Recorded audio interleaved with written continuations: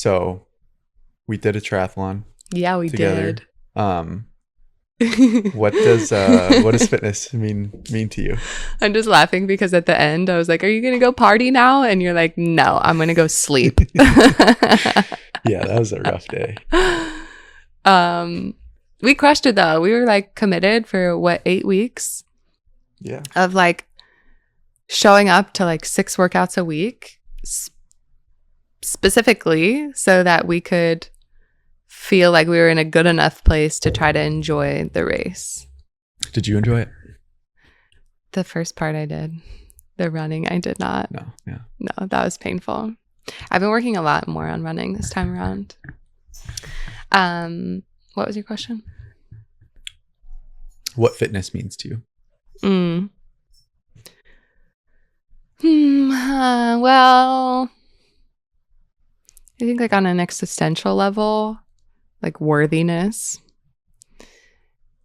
And it's funny, like I come back to this a lot. Like I think that if I am a good person in general, like somebody who is nice to other people, who tries hard and who is like healthy and takes care of themselves, that everything else should work out for me. Mm-hmm. But then I see people who make 10 times as much money as I do, and they treat other people like shit, and they treat their bodies like shit. So that totally ruins my theory. Does it? Well, because what's the actual end goal? Is it money? It's safety.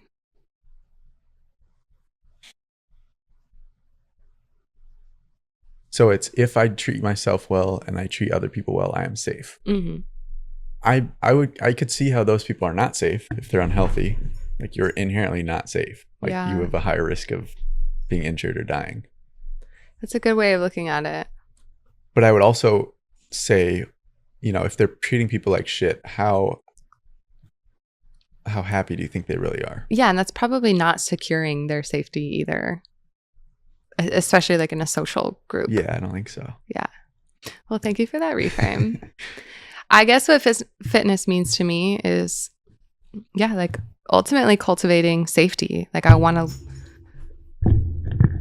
to live in a body that I can control.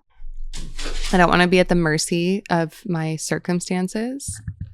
Like a lot of autonomy, independence, and resourcefulness are super important to me. And if I can't do something, if I don't have control over my reality, then I feel like a victim. And so fitness like helps me not only like reinforce my confidence and my ability to do things, but yeah, also like increases my vitality for the life that I live. Like I get to be more present for it, and I get to be more in control of my reality.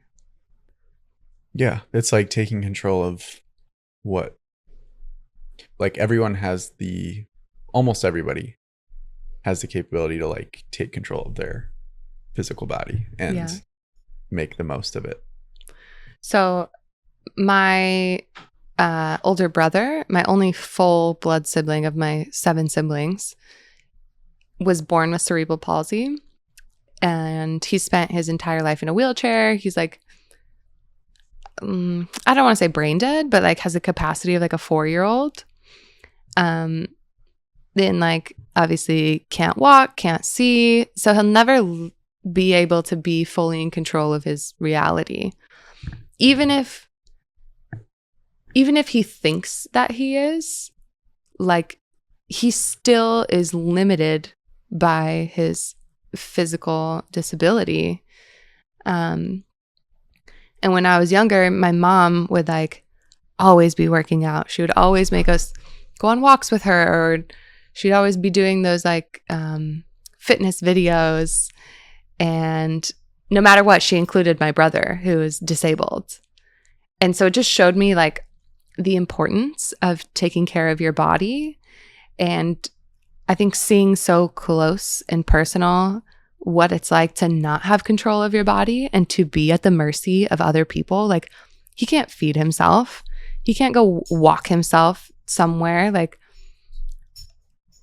just made it really clear for me how lucky I am to have the capacity to influence my surroundings, and something like I'll never take for granted.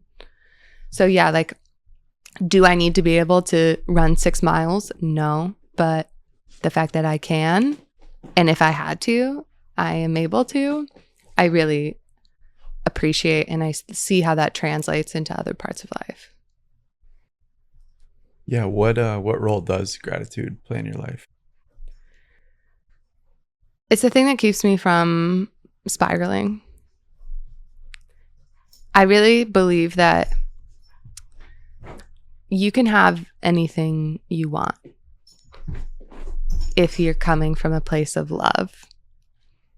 And it might not happen the way you want it to, but the feeling that you're trying to achieve is possible if you are coming from like a place of abundance and positivity and love.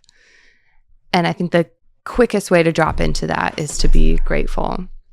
And then it's like training your cognitive bias, which I talk a lot about at Momentum, to recognize opportunities for abundance and wealth and joy.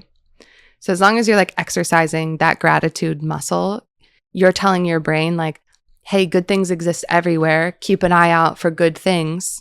The same way you would if you want like a Lamborghini, then you start seeing Lamborghinis everywhere, maybe, unless you live in the Midwest. Or babies. If you want a baby, you start seeing babies everywhere. You're just training your subconscious to recognize opportunities to experience more of that. And I think ultimately, like, we all want to experience more positivity, more opportunities for joy.